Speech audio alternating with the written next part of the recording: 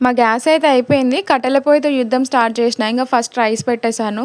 ఎంత తొందరగా అయిపోతుంది. దీన్ని సిమ్‌లో పెట్టడానికి గూడా లేదు. కొంచెం ఒక కట్ట తీసి అవతల పెట్టినా గూడా మొత్తం పొగ పొగ అనమాట. ఫాగ్ ఎఫెక్ట్ వచ్చేస్తుంది మధ్యలో. ఇంగా రైస్ అయితే ఫాస్ట్‌గానే అయిపోయింది. దెన్ ఇంగ కర్రీ చేద్దామనేసి ఇంగా తీసేసి మొత్తం మళ్ళీ మంట ఫస్ట్ నుంచి ఎలిగించి మళ్ళీ దాన్ని సెట్ చేసుకున్నా నేను. ఇంగ ఆయిల్ పోసుకొని కొన్ని జీలకర్ర ఏసుకున్నా నేను. దోసకాయ కర్రీ చేస్తున్నా. ఇవి చిన్న దోసకాయలు. ఇంక దోసకాయ ఏసేసుకున్నా. తొందరగా అయిపోతుంది కర్రీ అయితే. బట్ టేస్ట్ మాత్రం సూపరొచ్చింది. కట్టెల పొయ్యి మీద ఏసినందుకో ఏమో నాకైతే మస్తు నచ్చింది. ఇంగ సాల్ట్ అండ్ అల్లం ఎల్లిగడ్డ ఏసుకున్నా నేను. అవి 2 ఏసేసుకొని కలిపేసాక పసుపు ఏసుకున్నాను.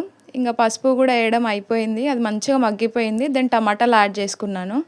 టమాటాలు యాడ్ చేసుకొని ఒక 5 మినిట్స్ అయిపోగానే కర్రీ అయిపోయింది. మంట అంత తొందరగా వస్తుందనమాట. చాలా హీట్ ఉండడం వల్ల ఫాస్ట్‌గానే అయిపోయింది కర్రీ అయితే. కారం యాడ్ చేసేసుకొని ధనియా పౌడర్ ఏసుకున్నా.